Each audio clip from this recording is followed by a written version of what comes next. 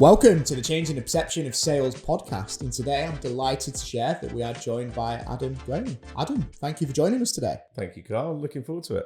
Me too. And to kick things off, as we always do then, for those that are listening and tuning in, please tell us a little bit about who you are, what it is you're doing, why you're here as well.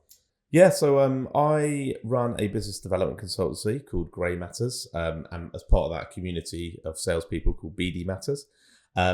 So we work across the B2B space, predominantly within creative industries. We work in terms of helping people with their positioning and their proposition, their go-to-market strategy, and then we implement fractional sales and marketing people to deliver their sort of growth plans. But the sort of philosophy is around teaching. So how do we teach those companies to be self-sufficient? How do we get them to in-house this new business, the practices that we're looking to put in place so that they can go off. So it's an outsourced model, but with an in-house spin. Nice, best of both worlds. And we'll get on to a little bit more of that in more detail shortly, especially BD Matters as well, because it's very relevant to what we're looking to do in changing the perception of sales. But a bit about your background, Adam. How did you get into sales in the first place?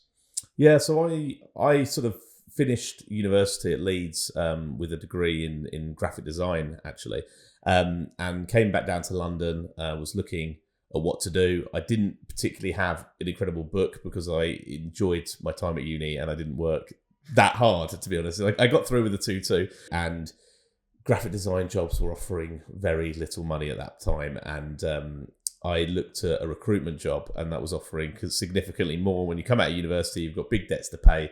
I went for the recruitment job. It was IT recruitment. Typical. But it was my first taste of sales and getting on the phone and testing myself. And I really enjoyed it. I sort of making cold calls, picking up work, closing jobs and everything. So it was where the passion lay. But I wanted to it wasn't IT that I was passionate about.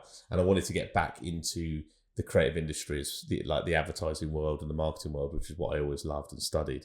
And around 2008, when there was a sort of recession, the first recession sort of hit back in those days, I was thinking, how do I do that? And I found a sort of sales or lead gen agency that was working with creative firms. And so I sort of linked the sort of sales recruitment skills and went to work within that industry. And that's how I kind of got into what I'm doing now. Yeah. Love it. Typical, isn't it? Graphic design degree, end up in recruitment. Exactly. Tends to be the way that it works. In terms of kind of what you're doing now then with the business you've got, Grey Matters, BD Matters, how did that come about from your experience into going, actually, I'm going to set up and start my own company? Yeah, it wasn't easy, really. I mean, I think my first 7 years in my career was very much about, how do I get into a creative industry? I was in a sales role, but I didn't want to be in a sales role. I was trying to get out of sales. I didn't think it was where I wanted to be. I wanted to be a creative, a strategist. That's where my head was at. It was when I joined an agency in the Dentsu Group, and someone who hired me there introduced me to sort of Simon Sinek, Start With Why. I started reading that, and I sort of changed my whole perception of what sales is and what it could be. And I guess the next sort of 5 or so years within the Dentsu Group was very much about me kind of learning skills, earning my stripes, and sort of building my sales career. And I sort of had a team, and I was managing a lot of global pitches at that point. But I never knew how I was going to get out. And I always wanted to run my own business. My dad was an entrepreneur. I always thought, how do I follow that path? And I couldn't see it. And then my business partner, I started off with a business partner. She was the one who hired me. She'd kind of formalized a kind of offering of how you could sell these kind of sales services and take them to market. She's almost like productized it. And at that point, I was thinking that, maybe this is something that could be interesting, something I wanted to do. And I thought, what? I looked at that and I thought I could sell that. I think that really makes sense, how she'd sort of broken down a sales strategy or a go-to-market plan and how it works. And so, we jumped ship. I thought that was the right time to leave. And we started off with a business called Kiwi Grey. She was a Kiwi. That was the original name for Grey Matters. We lasted about 2 years together, and it was a great time. It was very inspirational, but I think, we were in different places in our life, and she had some health issues, and there were some various reasons why it just had to naturally come to an end. But that was when I sort of bought her out. We kept the Gray because it made sense. Gray is short for Graham. It was my nickname at uni as well. And then we were thinking, what do we call the business? And Gray Matters came about. Some people think it's from like Breaking Bad, and I don't run a meth trailer in my garden. And I know it's a common name, but it just felt like it brought together kind of smart thinking, the brain. I wanted a more sort of intelligent, strategic approach to sales. So Grey Matters was born, and that was about 8 years ago, and I've been doing that ever since. And then just on the BD Matters point, I think that came about during lockdown. Part of what's been driving me was always a bit of a feeling of being maybe unseen or underappreciated in some of the roles that I worked at. And I thought sales needed to be elevated. I thought that people doing sales needed to be given more of a platform. And I always wanted to bring them together. And then that became so easy to do during lockdown. When everyone was at home, everyone was searching for a community, a way of bringing people together. Zoom calls were just left, right and centre, and people just wanted to jump on them. And that's when I started BD Matters, and I said, right, well, let's just bring it together, community of BD people. And within a month, we were having 40, 50 people every month joining a call, talking about their sales challenges and talking about the industry. And it's kind of just grown ever since now into physical meetups and different events, and around the country, even in New York. So it's grown massively. So it's quite exciting. Well, very impressive, from both COVID to being online to now events and stuff going on in New York as well. And the bit I'm really interested in what you shared there actually was when you said you were looking to get out of sales, but now you run a business that's very much couldn't be more involved in sales, really. Yeah. And you mentioned kind of start with why, maybe your philosophy changed, but I'm interested in why were you looking to get out of it in the first place? What was your perception, or what was going on that made you think that this isn't the career for me? Yeah, I think when you work in the industries I worked in, the creative and sort of marketing, advertising world, the sales teams are typically about the size of 1% of the organization. So if you're an organization of 400 people, there's 4 people in the corner sort of doing sales, right? And I think a lot of the time they're misunderstood, and they don't necessarily have the backing and the investment. If you win a pitch, it's well done to the creatives and the strategists, and amazing job in the presentation. If you lose a pitch, the CEO turns to the sales team and go, "Where's the next lead coming from?" So it was always that kind of feeling of like, well, hold on, like, how can it be more than this? This just feels quite small in the way that you're treating new business and selling. And so I think how it was perceived at that point was very much, here's a list, go away, don't bother me until we have a meeting, or I get an appointment, or or a lead that comes through. And I just thought that was a bit sad, really. Like, in terms of a sales role, was just a brainless, just going through a list, just making calls with the same patter again and again and again. I didn't feel integrated into the business, didn't feel like it was a creative pursuit or career path. And and I felt that I had so much more to offer than that. I just thought like all my skills and everything I'd learned today, even through A-levels and the degree that I did, and and selling in other cultures, I just felt like I have more to offer here than just cold calling through a list. And so I think it was that. I think the Simon Sinek thing was like, start with why, and it just started making me question about like, why are we doing this? Why the business I was in at the moment, I was like, why does that business exist? Why is that business different? What's at the core of it? And I suppose it was just my first way of thinking about branding, around positioning, around marketing, and the role that plays in sales. I've always seen it as very separate. So I was just doing this sort of one at the end functional role. And actually, when I started to see it like that, it changed my perception. I started to see it as more of a creative role. And I was like, well, how can we position the agency, which at the time was essentially Dentsu's like challenger brand. So you had Carol, which was the massive sort of French media agency that won sort of big accounts. And then you had Visium, which is the company I worked for, and they were a challenger brand. But I was like, well, if we're a challenger brand, how do we act? How can we think differently? What events should we do? What content should we put out there? And how could that help me in my sales journey? So I started to see it much more as this all-encompassing sales, marketing, branding, integrated offering. And I just did that myself and changed the role. And from that point, it became really interesting. Everything to my role wasn't just a list. It was this kind of ecosystem. And that sort of drives what I do today. Sales and marketing are just two sides of the same coin for me now. Just one does not exist without the other. So yeah, that's what I try and drive through Grey Matters. Interesting. And you mentioned about like the majority of creative or marketing agencies there, because it is so true. Like we've worked with some in the past, and the sales teams are just a really small percentage, but compare that to other businesses we work with where it can be 40, 50. There's one company we work with where 80% of their 2,000 plus workforce is sales. Why is it so different in creative sectors? Yeah, I think there's a couple of reasons. I think account managers in creative agencies are seen as kind of salespeople in a sense. So they should be selling.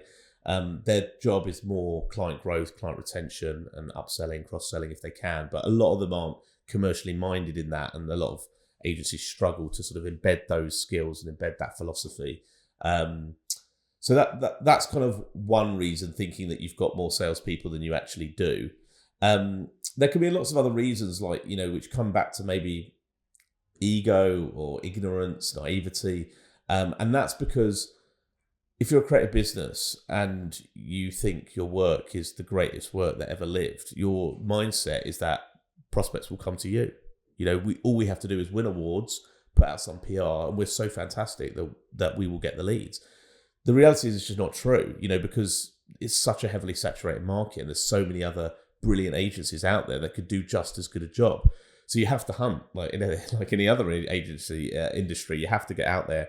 You have to generate leads. So I think there's that kind of sort of sitting back and not investing enough in this area to think we need to be on the front foot. We need to be proactive.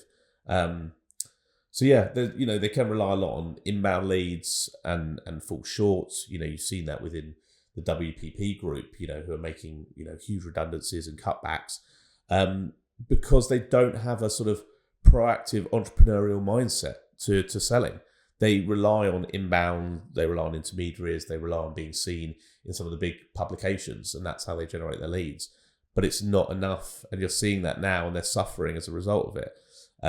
So yeah, I think there's a couple of reasons why they don't invest in that, and I just don't think they've got that kind of sales mindset. The founders, the MDs, the CEOs don't typically come from a sales background. So it can be hard for them to sort of think about heavily investing in that area. Yeah. Which is then typically where you might come in. So we'll get on to kind of this now. So we've gone through your journey, a little bit around how your opinion of sales changed, which was really interesting. And hopefully if there's people listening to this that are maybe feeling like you were, that I want to get out of sales, hopefully hearing what you've had to say will encourage them to stick at it and prove that it can be a great career, and actually that there's a different way to doing things. But let's say now then, relevant to kind of your expertise, I'm a founder or I'm a business where we don't have a sales org. We're looking at doing it, but we have no idea where to start. Maybe because our background's in marketing or products or tech, something different. What's your advice on where we should begin?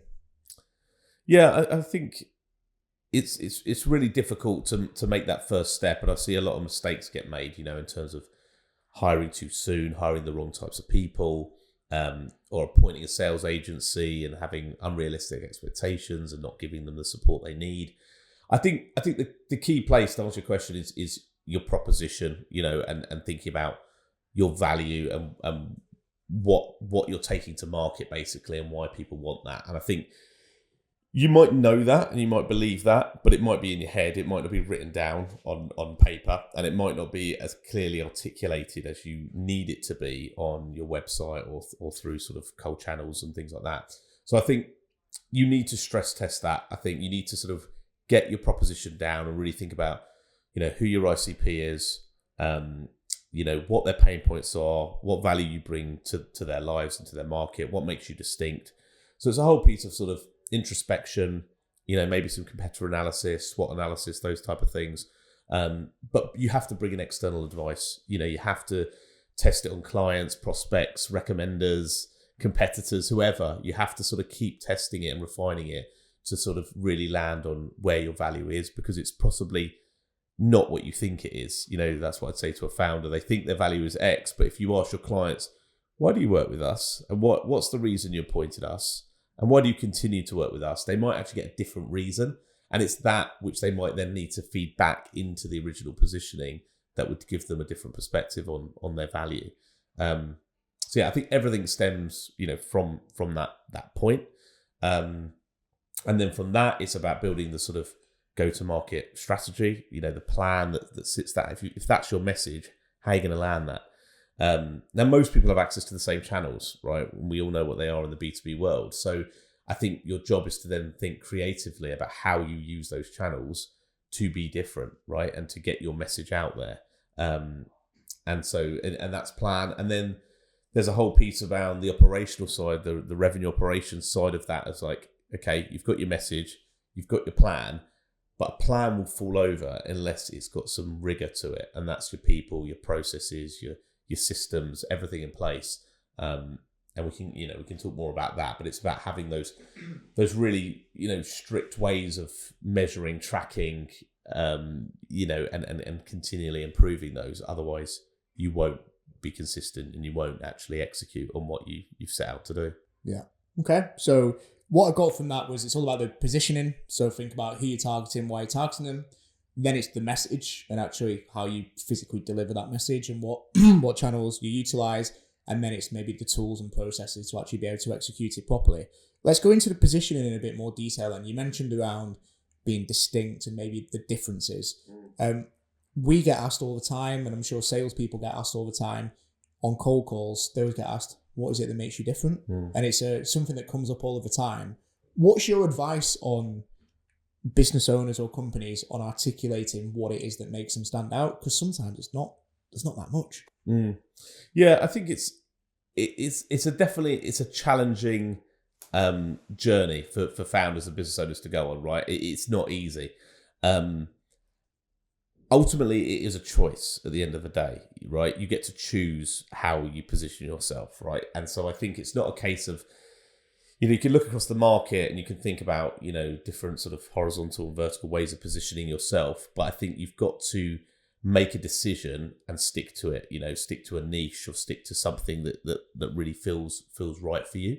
So I think it's a lot of audits internally, with stakeholders. It's a lot of talking, as I said, to the market around you and finding out what makes you special, what makes you unique, right? And trying to own a space. So even if you do the same thing as someone else, you hone in on like a couple of things that you do better than anyone else, or hone in on an audience that you understand better than anyone else, and sort of stay strong to that. And that's the hard part. People can tend to deviate from that course a little bit because they might see a competitor doing something else. They go, oh, we can do that. And the problem is that every time you do that, you dilute your proposition, the strength of it, and you've got to stay true to who you are. And it requires proper leadership. That's why it's so hard. Ruthless leadership that have a set goal, a set vision, and they want to block out the outside world, and they want to sort of just to go forward with that. And then, as I said, it's articulating that to the team, so making sure people understand that.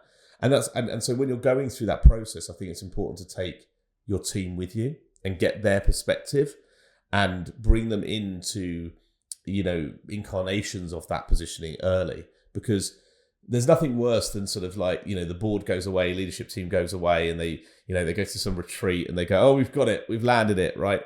And they're like, they've come back with a position and they sort of ram it down everyone's throat. This is what we're going to be. And sometimes you can be really navel-gazy and you get to the end of the point and be like, but that's just a bunch of words that don't mean anything, right? And it's subjective. Everyone will have an opinion. It won't land with everyone. Some will love it, some will hate it.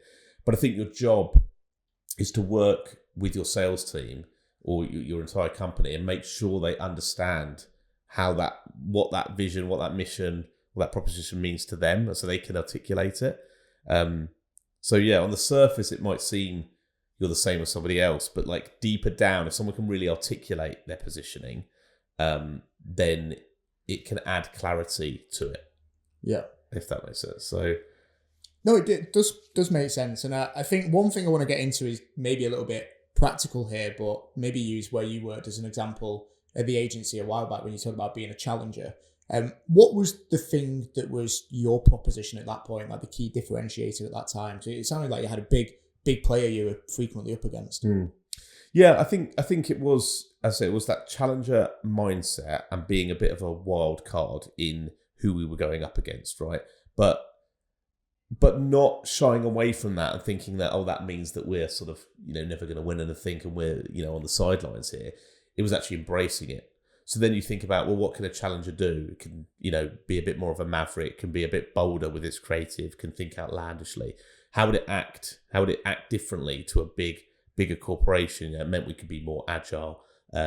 We could go to market quicker. We might say things that others weren't willing to say. And so when you start to sort of think about just the word challenger, you then start to think about, well, what are the attributes around it? You also think about the ICP. Who would that attract?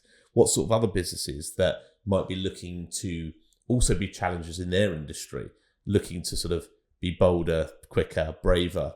And so you could start to align your positioning and who you are as a business to who the ICP are and their values and what might resonate with them. So if you're a challenger, you might your tone of voice on a sales call or a sales email might be a bit bolder, might be a bit more creative, might be a bit slicker, in how you react, or your website, the use of color might be a bit more. It was a bit more in your face. It was very black and yellow at the time, We launched something called Visium Connects, a whole speed dating way of engaging with sort of media owners and the agencies, and in our pitches as well, and that, I remember we won Camelot, which was the national lottery. It was about a £50 million win.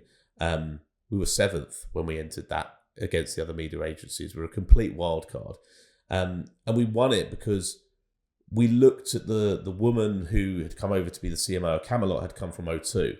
And O2 at that time had launched Priority Moments, which was a pretty bold campaign for O2.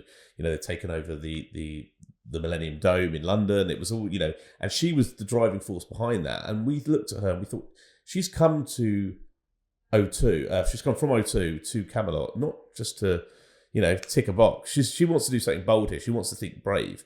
And so everything we went back with was in that vein. The partnerships we did with ITV2, and there was stuff with Ant and Dec and all sorts of stuff that we pitched to them. And it was bold and it was different. And, we infused digital, which is, this is going back 15 years. It was digital out of home, so it was quite advanced at the time. And so there was a lot there that I thought really embodied what we were as a brand. And this is what I'm trying to get across. When you've got a positioning, it's not just something you stick on your website. It's not just something you tell your team. It lives and breathes through everything you do, from the way you paint your walls in your office, the clients you go after, the marketing, your content, the way you talk. It's a real incarnation of it. And when you get that right, it's really powerful. And then suddenly it's not, should we do an event? It'd be like, no, well, what's your version of an event? If that's your positioning, what's your version of content? What's your version of a blog? And, it challenges your mindset to how you do sales and marketing in the B2B space. And I think without it, you're just ticking boxes. Have we got email? Have we got LinkedIn? Are we doing cold calling? All the stuff that everybody's got the same access to. But it's what you do around those things. It's the art around that, and that's where the positioning comes from. That emotional sort of feeling about who you are as a business and what you want to be. Yeah. I think it's interesting before you said around leaders maybe coming back with a great idea, but it's almost around that has to be delivered on by every single person in the business, and everyone needs to be really aligned with that proposition. And you mentioned earlier around the kind of graph you can do, the horizontal, vertical. Again, I'm trying to really think practical here. Someone listening to this might go, I really think we're struggling to stand out. I'm not sure what our differentiators are. Where could they start just by simply doing, that graph? What axes, what things could they really look at just to do it in a real simple way? Yeah, well, I think those two sort of horizontal and vertical are really talking about industry sectors that you're going after and looking to target, and the other one is more service offering. So it's like what you do, and they're just two ways that you could position your business. You could be a tech brand, it could be a CRM system, but you're a CRM system for freelancers, or you're a CRM system for enterprise organizations. You could choose kind of what you're going after. So I think there's different ways you can think about your market, what you want to do, where your strength lies. But you can, I suppose, you can also sort of define your market in more creative ways than that. So some people might go, well, we just want to work with, the public sector, or we just, we're just a recruitment agency that just works with the tech space, right? But you could be a sort of recruitment agency that works with startups or heritage brands. You could say, look, we're a digital agency and we just want to work with heritage brands that have been in existence for over 60 years. You can do, there are creative ways of creating your ICP, which I think people are sometimes too limited by thinking about sector. You've obviously got size of company, you've got locations, geographies. You could niche in so many different ways. And I kind of see it like, when you're in a recording studio and you've got those little buttons going up and down.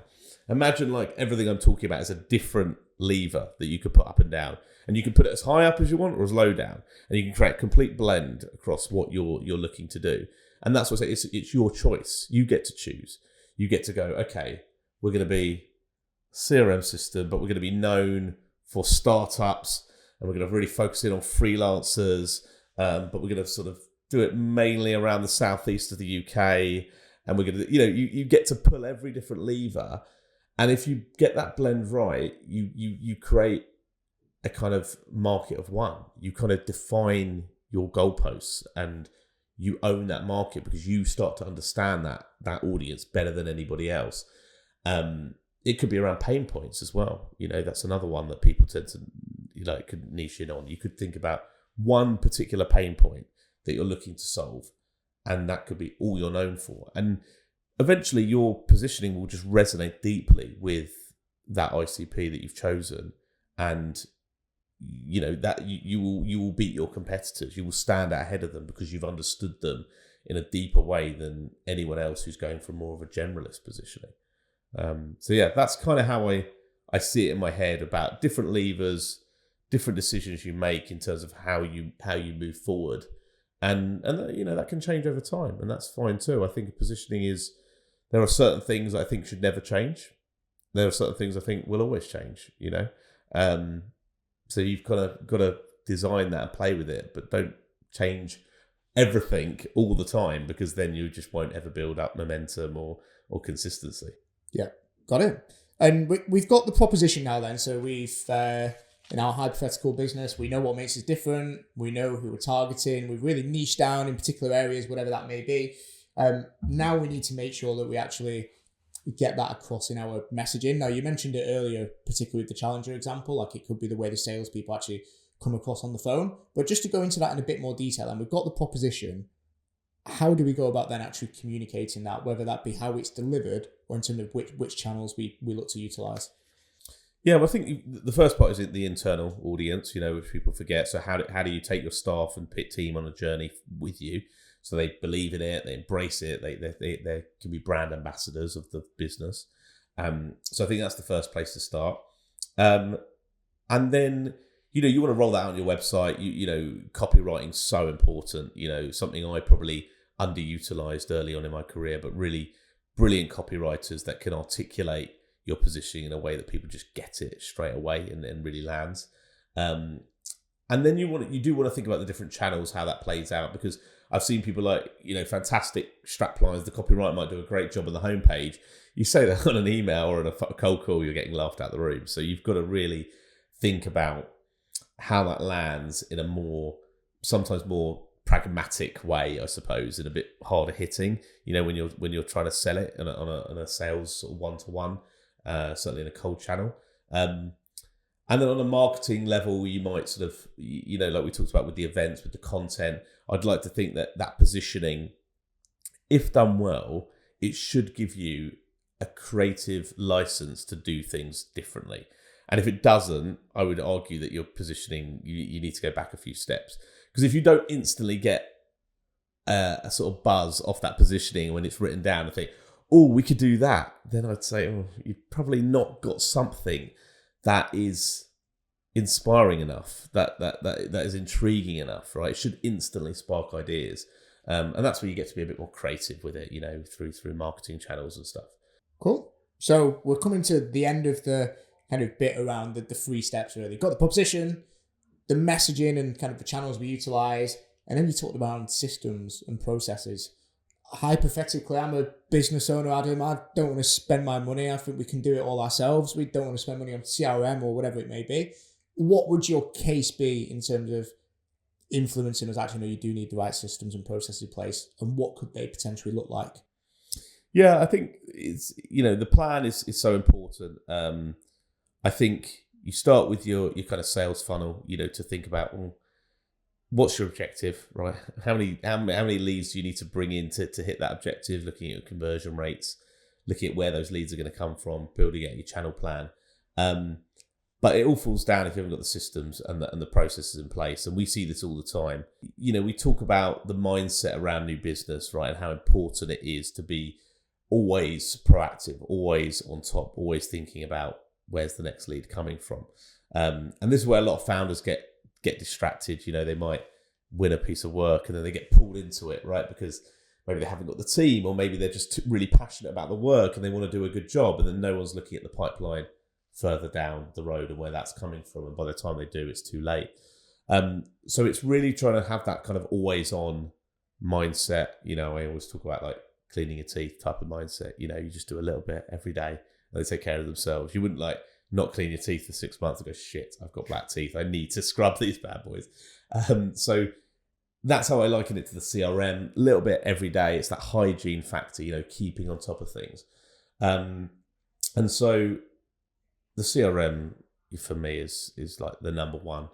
I have that debate with founders, and people say, you can use a Google Sheet for the first couple of years. I disagree. I just think there's no point. You're going to cause yourself a headache further down the line. Just get yourself into a CRM, go into it every single day. If you do that, you're on the right mindset, you're on the right culture and trajectory to building that sales culture. Our next step would be a sales and marketing calendar. It's an annual plan, and I say that like, you wanted me to be pragmatic, right? I've seen plans. I look at social media calendars. I look at content calendars. They break things down like by normally different tabs on a monthly basis. I think the problem with that is that you need to plan in months and you need to plan annually. And everyone I've ever shown my plans that just think 12 months, they prefer them, because you don't need to get bogged down. You can have different tabs, maybe social when you're posting daily, that's fine. But like the reality is, you're a small business. You need to know what campaigns you're running each month, who you're reaching out to this month, what's your blog going to be this month, what's your newsletter going to be this month, what event you're going to go to this month. It's this month, that's where you need to focus on, and you can plan 3-6 months in advance. So the sales and marketing calendar, and it's purposely has sales and marketing on the same calendar, like I talked about, integrating everything, has to be looked at every week. Where are we with this? What's going on? What are we ticking off? And you tick off the jobs and you move on to the next. And the last tools we use are kind of reporting, so whether you're using the CRM or sometimes we use spreadsheets if we just want to sort of pull simple charts together, but just make sure you're tracking the same metrics, month on month, how many, it can be really simple. How many conversations are you having each week? How many connections are you making? How many calls? How many emails? How many meetings are you having? How many opportunities? How many wins? It's 5-6 things you want to track. It's very simple. But track them every month. And if you don't know them, you can't predict where it's going to go, just take a guess, put a target out, and learn from it. And every month you'll learn, and then you can sit back. And what you realize is that if there's no wins after 6 months and there's no opportunities after 6 months, and you look because there's only been one meeting in 6 months, and that's because you've only reached out to 5 people in the last 6 months, it tells the story for itself. And that again starts to instill that process, is that you have to be doing certain tasks all the time if you want to get the results at the end of the day. Yeah. And the numbers don't lie, typically. The numbers do not lie. What one final thing on kind of building the sales team, or maybe from a founder's perspective, but it's just around what we spoke around last time, like the first hire and setting the right foundations. It's really important, isn't it? We were a lot of businesses looking to hire the first sales hire. So important you get that right. What does that look like from your experience of getting the first person people in and actually setting the foundations up for success? Yeah. It is slightly different for every organisation, and it depends on the founder themselves and where they sit on this journey. So it's almost like you don't know what you don't know, right? And I think just talking about where people can make mistakes is that there are different roles that I think are really important, right? And there's 3 key roles I think you need to get to, but you won't be able to hire them all straight away. And the 3 roles are the sort of senior strategic salesperson, the person who can build some of the strategy and the plan that we've been talking through today. Someone who could attend meetings, someone who can close deals, far more commercial, and drive the engine and the direction it's going in. The second role is the sort of SDR, BDR type person, the outreach person, the person who's going to build the lists, write the messaging, get you those appointments, hustle, get you in front of people, be in the CRM, be nurturing, be making shit happen all the time. And then the last role is kind of marketing. If we just put all marketing together, which I know is probably unfair, but if you're starting, you're going to need a sort of generalist marketing person, social media channels, emails, content, all the usual types of things, events, partnerships. So that's where you need to get to.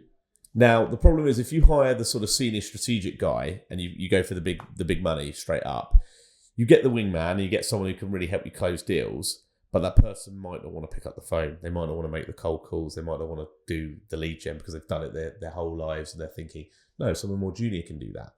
And so then you turn around 6 months, be like, where are the leads coming from? You're not pushing enough, right? So that could be the problem. If you hire the junior sales guy, you get the hustle, the lead gen, but you don't get that kind of senior strategic closer in the room. They can't manage some of the bigger conversations potentially. They're also not someone who's going to sort of push back to the MD, CEO and say, our website needs fixing, our proposition is weak, I need more content to help me, nobody's supporting me. They're going to sort of like keep their head down, and there could be unrealistic expectations put on their head, and then suddenly it all kind of unravels. And then the other role is the marketing one, which is, great, they're pushing, but then the mistake often can be made with them is that they're not sales orientated in what they're doing. So yes, the social media channels are lively and the content's going out there, but there's no leads coming in. Nothing's actually driving lead gen, and they hired people with an intention to sort of drive lead gen, and that's just not happening. So I just kind of like talk about that and how people can easily go, oh, we need that. So how do you kind of get, I guess, the perfect blend is the hard part. I think it's about identifying those roles. So forget the people for a second, the roles and who's going to do what. And the reality is if the senior person, the closer, is the founder at that point, then they can bring in the lead gen person, but they need to do it with the right level of support and investment and working closely with them, and building them up for success. So that can definitely work as a model. Or it might be that they used, bring in the senior person, but they outsource the sales and bring in a lead gen agency, and that person reports into the senior salesperson. So they've got that engine and they've got that closer. You might find a great hybrid of a sales and marketing person, but I suppose you just need to go into it with that knowledge. And if you've never run a sales department and you've never sort of worked in that capacity, you might not know that. But that will allow you to sort of screen candidates and sort of go, well, this is what I think we need. You might have people in the business that could go, actually, they could do that job, or that they could cover marketing, and so therefore we need this. So it depends on who you've got, in the business already, and what the gaps are, and what your budget can afford. But there are lots of fractional people out there. There are lots of freelancers out there, and I would sort of say, use them. Use them to learn more about yourself and what you're looking for, and don't necessarily jump into the big hire straight away. You can test that out, and soon you'll see whether you've got the right systems in place, what sort of personality you're looking for, because it's not just about what you're looking for. It's learning more about yourself as a founder than it is what you're looking for in a person, because you don't know what you don't know. So you've got to go on that journey and go, okay, right, I need to support them in this way. I need to learn how to do this. I need to give them more space, whatever it might be. So they're learning that about themselves at the same time. Yeah, and sometimes they might be in danger of thinking they can do everything, but actually that self-reflection on yeah, actually, I'm not particularly strong in this area. But I think looking at yourself first, where your strengths lie, and then I really like what you said around those 3 roles. That's kind of where you want to get to, but try and prioritize which one to go through first based on kind of your own strengths. Coming on to kind of towards the end around the perception of sales. So we chatted earlier around BD matters, BD natters, but the key kind of thing around that is you believing that sales is an art form, creating a safe space for people to come and talk about failures, learns. Also the event you're attending tonight, fuck up events, you know, all of it very much resonates with changing the perception of sales. I'm just keen to hear your thoughts on kind of why you care about this stuff so much. Yeah, I think it was, you know, as I said, going through my career and feeling kind of quite isolated, quite undervalued in a sales role. I didn't want others to feel like that, and I thought maybe I've got a place in the industry to give back, and to take others with me. And it's genuinely a career path I love. You know, as I said, I'm like an evangelist for salespeople now. You know, I think it's a brilliant career path. I think it's so creative. And then you look at the external perception around sales, and you look at the lack of education in universities around sales, right? And there are no strong, you know, sales courses. You can't get a degree in sales. It's not an accredited profession. And there's various like organizations like the Institute of Sales Practitioners and different organizations that are looking to try and change this. They're looking to lobby the government. But it's, you know, in America, sales can be kind of like a revered job. It's quite excited. It's seen as like chasing the American dream. It's about being an entrepreneur. It's about making something of yourself and really, you know, going out there and being successful. In the UK, particularly, and in some other European countries, there's a snobbery treated around sales. It's like, oh no, that's beneath me. I don't want to do that. That's like gross, you know, and it's really seen as very pushy. You've got media that plays into that. You've got the Wolf of Wall Street. You've got, you know, things like, you know, Del Boy and Only Fools and Horses. You've got Donald Trump. You've got the slick oil salesman. You've got, like, you know, this is how we've been brought up, you know, the 80s car salesman, all of this kind of stuff that's in our heads, and perpetuates through the TV we watch and everything. So when you get that and the lack of education and all of it, then it's like, you know, no wonder sales is seen as that. There's also bad practices. You know, there's AI and automation, and some of the technology has enabled that further. It's too easy to launch spammy email campaigns, and it's too easy to do LinkedIn campaigns, or, you know, appoint a cool agency halfway around the world and, you know, offshore it, pay them a lot less than you'd pay here, and make cold calls. And all of that leads to the calls we get and the lack of quality. So I think there's been a lack of care over sales, right? You know, it's been left to think anybody can do it. There's no teaching around it. It's just seen as sort of quick, cheap, dirty, easy, just get it out there. And I've seen how it really is, you know, through my career. I've seen like what it can be at its essence and what a creative role it is, and the art of constructing a pitch, or the research that goes into prospecting, and, you know, changing someone's perception on a call, the relationship building, the trust, the multi-touch points, integrating marketing. Like there's so much to it, right? It's so exciting, and now more than ever, it's such a creative art form, but it's just not seen as that. And so I think that's a real shame when you've got, like, you know, grads coming out of university thinking, well, I don't want to be a salesperson. That's not for me. And you've got founders that make, you know, the way I felt in a job. You've got founders of other things. You're thinking anyone can be a salesperson. Sales is just like the bottom of the barrel, right? You've genuinely still got that perception of it. And so I feel like it's kind of been my duty to kind of change that and try and inspire the next generation. I'd love to see it taught at university. I'd love to be sitting here in front of, like, you know, 100 graduates at a university talking exactly like I am, how passionate, how exciting a career it could be, how much you could learn about yourself, about your confidence, your interpersonal skills, the creativity you could bring to it that is unparalleled in other roles, but it's just not seen or given that credence. So yeah, that's where I am with it. And I'm obviously, you know, pleasure to be part of the podcast today and see what you're doing. And when I saw it, it was like, you know, it's like, you know, brother from another mother, you know, that kind of thing. When you see it, just a line, you're like, this is great. Someone, and I do get that. When I launched BD Matters, it's amazing how many people it resonated with. You know, you would get on a call, and everything I'd say would be like, that's how I feel. Wait, why is it such a dirty word? You're saying the same thing as I'm saying.